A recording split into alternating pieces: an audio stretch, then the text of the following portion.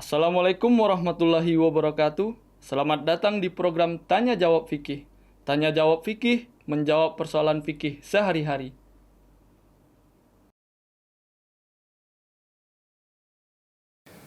Bismillahirrahmanirrahim. Assalamualaikum warahmatullahi wabarakatuh.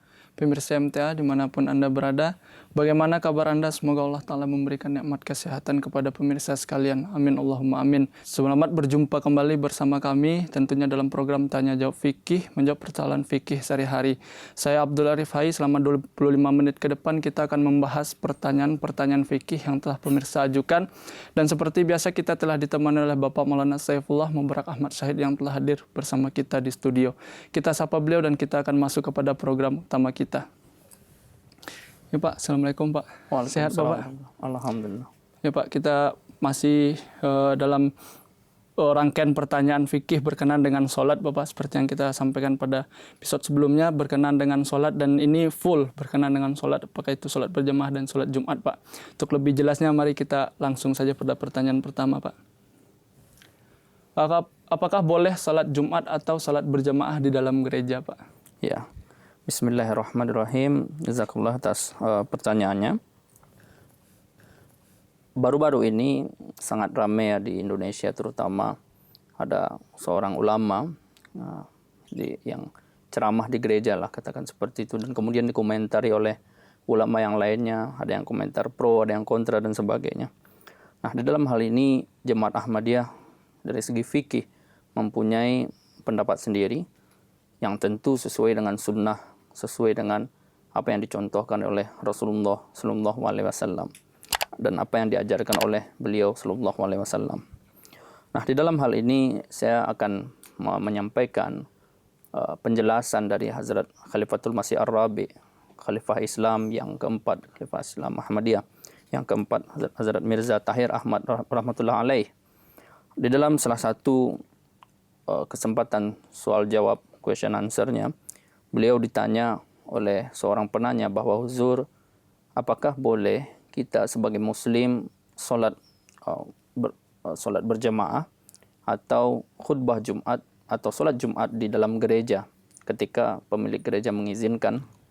Nah, Huzur di dalam kesempatan itu menjawab bahwa tergantung pemilik gereja. Kalau memang pemilik gereja mengizinkan atau malah mempersilahkan, maka kata Huzur, bukan hanya diizinkan lagi, kata beliau, tetapi ini kita justru berterima kasih, kata beliau. Jadi kita terbuka untuk itu. Nah, Islam ini tidak kaku. Nah, karena gereja kan sebetulnya juga untuk tempat ibadah. Nah, Huzur menyampaikan di situ bahwa Rasulullah SAW sendiri ketika delegasi Nasrani Najran, orang Kristen Najran itu datang ke tempat beliau. Nah, beliau SAW juga mengizinkan mereka untuk beribadah di masjid ketika itu, di zaman beliau SAW. Nah, ini melambangkan suatu ikatan emosional, melambangkan suatu toleransi, suatu kedekatan, rabtah antara satu sama lain begitu. Nah, jadi kalau misalnya pemilik gereja itu gereja manapun, kata Huzur Hazrat Khalifatul Masih Ar-Rabi menyampaikan, kalau pemilik gereja manapun atau tempat ibadah manapun mengizinkan umat muslim untuk beribadah di situ ataupun sholat Jumat di situ, maka ini adalah suatu kebaikan dari mereka yang patut kita aturkan terima kasih, kata Huzur. Jadi tidak masalah di dalam hal ini, karena ini juga Rasulullah SAW sendiri seperti yang sudah sampaikan di dalam riwayat tadi, bahwa beliau sendiri juga mengizinkan orang Nasrani itu, delegasi asal Nasrani, untuk sholat di tempat kita. Jadi ini simbol persaudaraan antar umat beragama, dan Islam itu kan rahmatan lil alamin. Jadi Islam itu tidak kaku begitu. Nah, tetapi Huzur menyampaikan bahwa syaratnya jangan sampai juga sholat, ketika kita sholat itu menghadap ke salib begitu. Jadi kata Huzur, bagaimana mungkin kita akan bisa berkonsentrasi sementara kita beribadah kepada Allah Subhanahu wa taala, menyembah Allah Subhanahu wa taala, dan di depan kita ada salib gitu. Jadi konsentrasinya bisa jadi buyar, kata Huzur. Nah, jadi carilah sudut lain yang tidak mengharuskan kita menghadap ke salib, tetapi tetap bisa melaksanakan sholat di dalam gereja itu. Nah, ini yang disampaikan Hazrat Khalifatul Masih Rabi sangat jelas bahwa tidak ada larangan, bahkan ada sunnahnya bahwa Rasulullah SAW sendiri mengizinkan untuk sholat orang-orang Kristen sholat dan beribadah di masjid. Nah ini ada yang menanya apakah ada contohnya, ya kan, entah itu di zaman Rasulullah SAW. Saya belum menemukan riwayat untuk itu bahwa Rasulullah SAW pernah sholat di gereja dan sebagainya. Nah, tetapi berkaitan dengan ini, Hazrat Khalifatul Masih Rabi ketika beliau menyampaikan hal ini, menurut hemat saya, ketika beliau mengizinkan hal ini, kalau beliau memiliki kesempatan untuk itu, pasti beliau akan lakukan juga, ya kan? Karena apa yang beliau sampaikan tentu juga akan sesuai dengan apa yang beliau lakukan, begitu. Nah, ini jawaban untuk orang-orang para Ahmadi, barangkali ada yang masih ragu bahwa, oh contohnya di mana begitu. Nah, ini apa yang beliau sampaikan tentu beliau akan lakukan juga, gitu. Nah, yang jelas jangan juga kita sengaja-sengaja untuk masuk waktu sholat, sengaja-sengaja cari gereja padahal banyak masjid. Ada masjid jemaat, ada masjid yang lain, ada tempat lain juga. Sengaja-sengaja cari gereja, ya, bawa sejadah, bawa segala macam. Ya. Nah, ini juga nggak betul juga. Tetapi kalau memang itu tadi sifatnya kondisional itu dan mereka mengizinkan atas nama persaudaraan, ya nggak masalah. Justru kalau kita menolak menjadi suatu tanda tanya begitu, bahwa orang ini jangan-jangan radikal dan sebagainya itu. Jadi ada kondisi juga di sana ya Pak, mungkin Ya. karena kita di jemaat kita mungkin ada masjid begitu, dan untuk sholat di gereja kalau tidak ada kepentingan mendesak kita jarang sekali pergi ke gereja gitu ya. Apalagi memang kalau seandainya untuk melambangkan persaudaraan juga Hazrat Rasulullah SAW mengizinkan orang-orang untuk sholat di masjid waktu itu ya. Untuk beribadah ya orang Kristen. Untuk beribadah waktu itu. Ya. Namun ada sebuah keberatan yang cukup diperbincangkan pada saat ini begitu, bahwasanya pada saat setelah penaklukan Yerusalem, Hazrat Khalifah Rasyidin yang kedua waktu itu, Hazrat Umar Faruk itu tidak sholat di gereja waktu itu Pak. Ini riwayat sangat terkenal sekali berkenaan dengan sholat di gereja. Ya. Ini apa alasannya, apa kronologinya waktu itu Pak? Ya, barangkali ada juga yang memakai ini sebagai dalil ya, bahwa Hazrat Umar Faruk saja radhiyallahu ta'ala anhu ketika memasuki Yerusalem, walaupun diizinkan oleh pendetanya di situ, skupnya di situ, atau siapapun yang memiliki otoritas di gereja itu di situ, beliau tidak mau sholat di situ. Nah ini barangkali orang-orang menganggap bahwa ini bisa jadi dalil nih, nggak bisa sholat di gereja. Tetapi tidak ada alasan di balik itu. Kenapa Hazrat Umar radhiyallahu ta'ala anhu tidak mau sholat di gereja ketika itu? Karena Hazrat Umar radhiyallahu ta'ala anhu masuk ke Yerusalem sebagai penakluk ketika itu, sebagai penguasa ketika itu. Jadi beliau simbol kekuasaan ketika masuk ke Yerusalem. Nah, jadi beliau sampaikan ketika ditanya bahwa Huzur, kenapa engkau tidak mau sholat di situ, di gereja? Huzur sampaikan, ini hari pertama saya di Yerusalem. Kalau misalnya saya sholat di gereja, jangan-jangan nanti ada orang Islam yang memiliki ilmu yang rendah, ya kan, tarbiyat yang kurang. Nah, nanti mereka jangan-jangan salah menganggap bahwa atau menjadikan ini sebagai legitimasi bahwa nanti setiap ada penaklukan yang dilakukan oleh pasukan Islam, nah nanti menjadi legitimasi untuk menguasai tempat ibadah yang lain, bukan hanya gereja, tapi sinagog dan sebagainya. Dimanapun Islam masuk nanti, Islam berkuasa, nanti dijadikan legitimasi untuk menguasai tempat-tempat itu. Nah, makanya Hazrat Umar dalam hal ini tidak sholat di situ, begitu.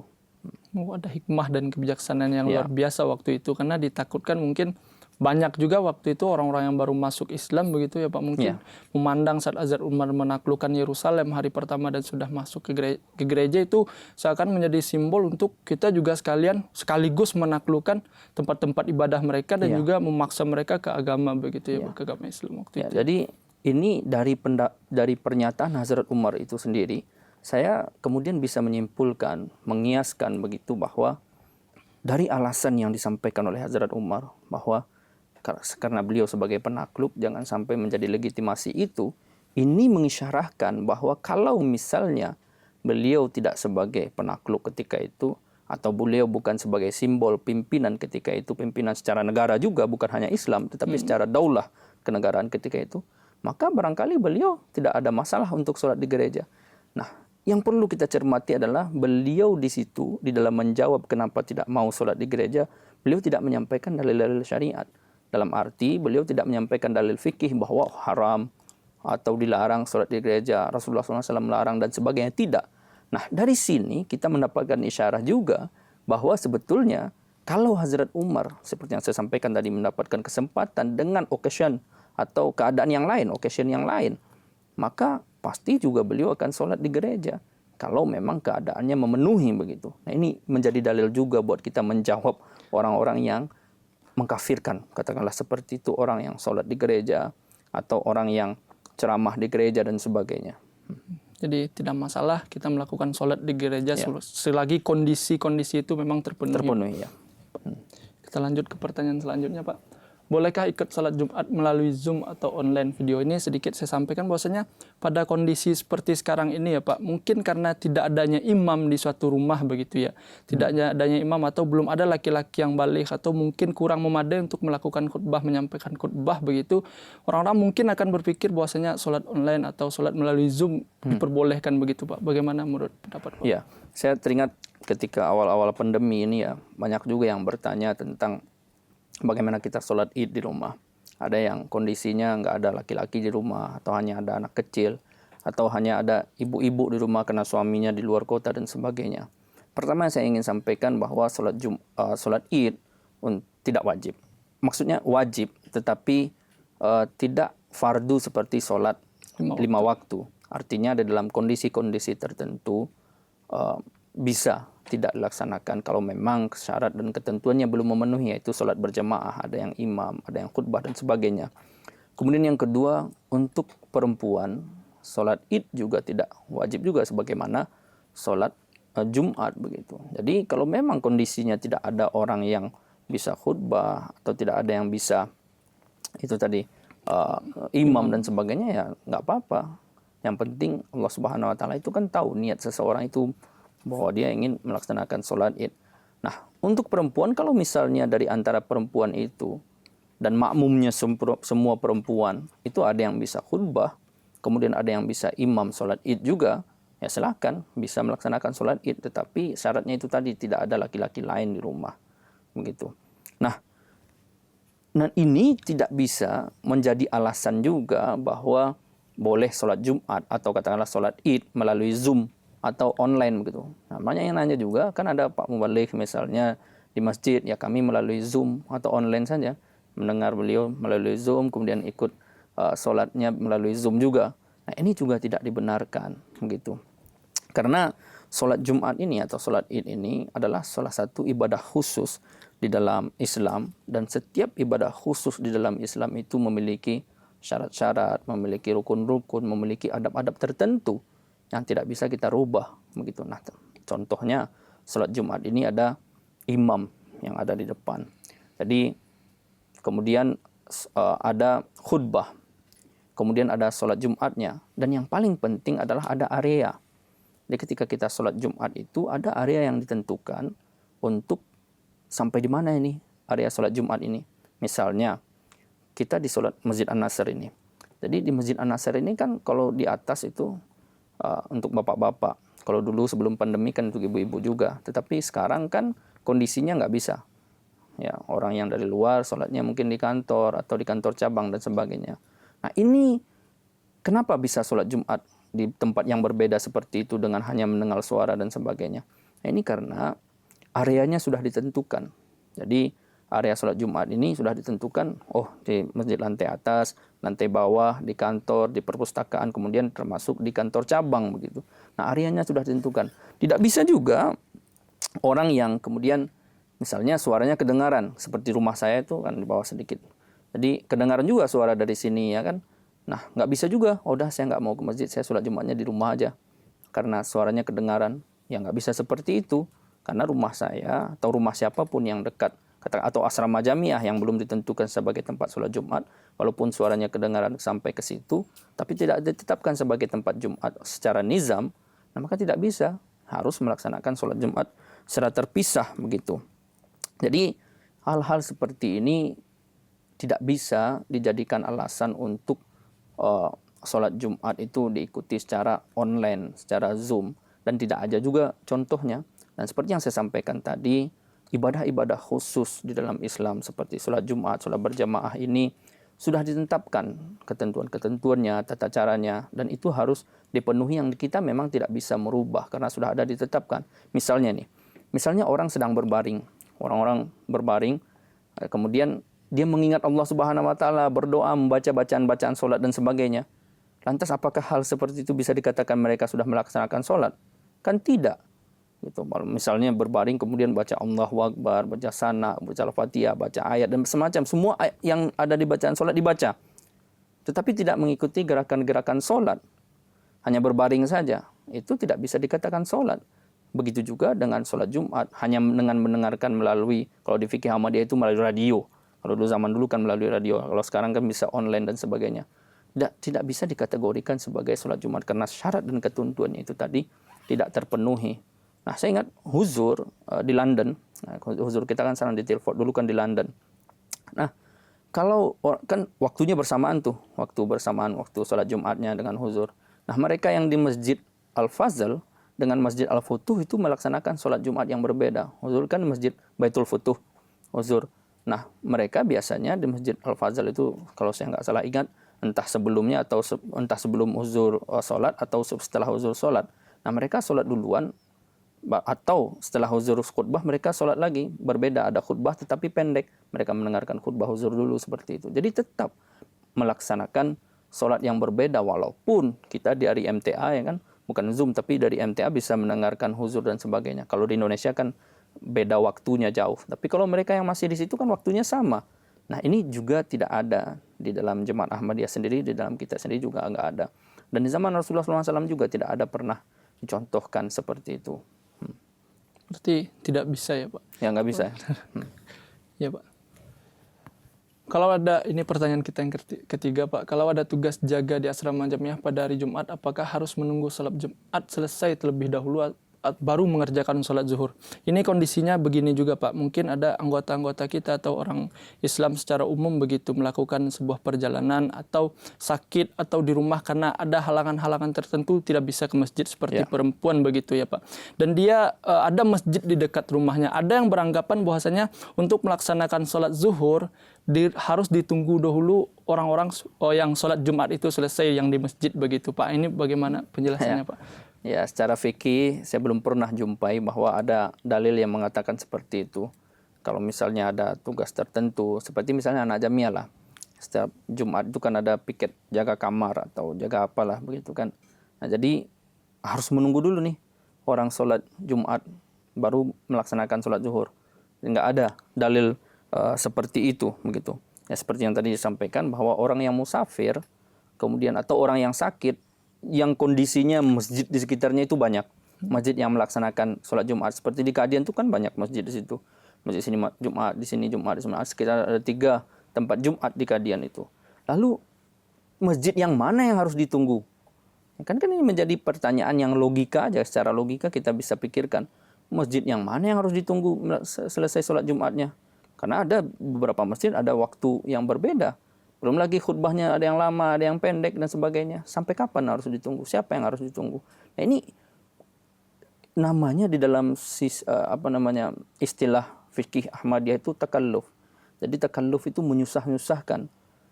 Jadi menyusahkan diri sendiri jadinya. Di agama yang tadinya mudah, menginginkan kemudahan, ini malah dibikin susah.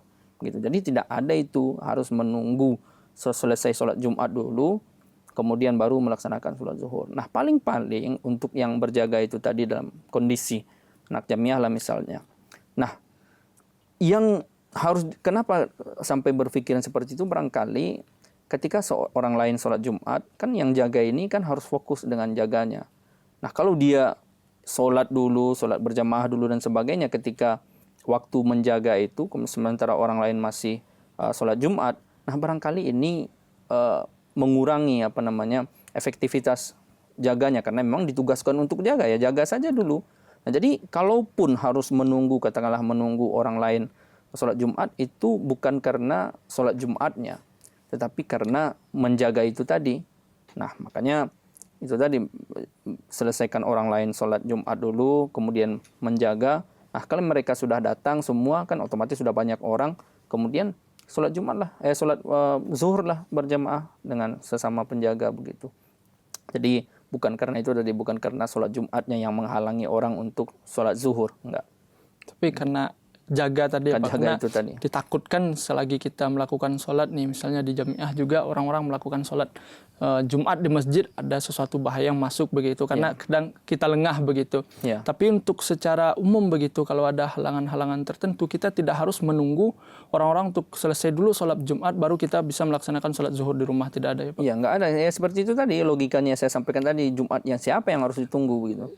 Iya Pak, jelas sekali Pak. Kita langsung kepada pertanyaan keempat Pak. Ini bolehkah salat witir sengaja dikerjakan berjamaah Pak? Ya, pada dasarnya salat witir ini kan salat wajib yang dikerjakan sendiri begitu. Jadi dalam keadaan umum salat witir ini dikerjakan sendiri-sendiri, dan ini juga yang dicontohkan oleh Rasulullah SAW. Nah, namun salat witir ini bisa juga boleh dikerjakan secara berjamaah ketika kita melaksanakan sholat tarawih, melaksanakan sholat tahajud. Nah, ini dua contoh yang kita temukan dari sunnah. Ya, kalau tarawih kan sunnahnya dari Hazrat Umar radhiyallahu anhu, ya kan. Nah, kalau ada orang yang berkeberatan bahwa itu bid'ah dan sebagainya, kan Rasulullah SAW kan pernah bersabda bahwa wajib atas kalian, alaikum bisunnati wa sunnati khulafaur rasyidin wal mahdiyyin, bahwa wajib atas kalian sunnahku, kemudian sunnah khalifah rasyidin yang mendapat petunjuk. Jadi sunnahnya khalifah itu sebetulnya juga adalah sunnahnya Rasulullah SAW. Nah, jadi di dalam keadaan sholat tarawih dan sholat tahajud, kita boleh melaksanakan sholat witir berjamaah begitu. Tetapi pada dasarnya sholat witir ini adalah sholat yang dikerjakan sendiri-sendiri. Jadi kalau misalnya sengaja ini setelah sholat isya di dalam hari-hari selain bulan Ramadan, ayolah kita sholat witir berjamaah, itu nggak ada. Nggak boleh. Sunnahnya belum pernah ada dari sunnah turun-temurun yang kita saksikan di dalam Islam ini, termasuk juga di dalam Jemaat Ahmadiyah, kita belum pernah menemukan bahwa sholat witir sengaja dilaksanakan berjamaah. Dan kita melihat juga di dalam sehari-hari kan setelah sholat isya itu, di dalam sehari-hari kan kita melaksanakan sholat witirnya juga sendiri-sendiri, kecuali kalau ada tahajud berjamaah atau itu tadi sholat tarawih. Jadi mungkin lebih diutamakan untuk melaksanakan sholat witir secara sendiri-sendiri begitu ya Pak, ketimbang berjamaah, atau lebih kepada kondisi begitu Pak? Ya, jadi ya itu tadi, sholat witir pada dasarnya adalah sholat sendiri itu tadi, sholat dilaksanakan sendiri, tetapi boleh dilaksanakan berjamaah ketika itu tadi dua occasion itu tadi, dua keadaan, sholat tarawih dan sholat tahajud gitu. Ya, jadi jelas ya Pak, kita jika ada keadaan-keadaan seperti itu ya ikut sajalah begitu, mengambil berkat atau apa segala macamnya Pak. Ya Pak, 4 pertanyaan sudah kita jawab Pak. Ini mungkin kita akan lanjutkan pada episode berikutnya berkenaan dengan pembahasan lain, tapi mudah-mudahan ini bisa memberikan pemahaman yang baru bagi kita, karena ini masalah ini seringkali timbul di jemaat kita, di anggota-anggota begitu, karena pemikiran-pemikiran ini juga ada di masyarakat atau Islam di luar jemaat juga ya Pak. Ya Pak, semoga bermanfaat bagi kita semua Pak. Amin. Pemirsa MTA dimanapun Anda berada, demikianlah pembahasan kita berkenaan dengan fikih pada episode kali ini. Tetap saksikan program Tanya Jawab Fikih pada episode-episode berikutnya. Semoga ini bisa memberikan pemahaman baru kepada kita dan kita dapat mengamalkannya. Dan juga jika pemirsa memiliki komentar, saran, masukan, dan juga pertanyaan, kirimkan saja ke alamat email di bawah ini dengan menyertakan tagar Tanya Jawab Fikih. Dan juga jangan lupa untuk tetap menyaksikan program-program MTA Indonesia lainnya dan juga menyimak khutbah huzur Hazrat Khalifatul Masih Al-Khamis Ayatullah bin Nasrul Aziz. Saya Arif Abdul Hai beserta kerabat kru yang bertugas mohon pamit undur diri, dan sekali lagi saya ingatkan untuk tetap menyaksikan program Tanya Jawab Fikih. Tanya Jawab Fikih, menjawab persoalan fikih sehari-hari. Wassalamualaikum warahmatullahi wabarakatuh.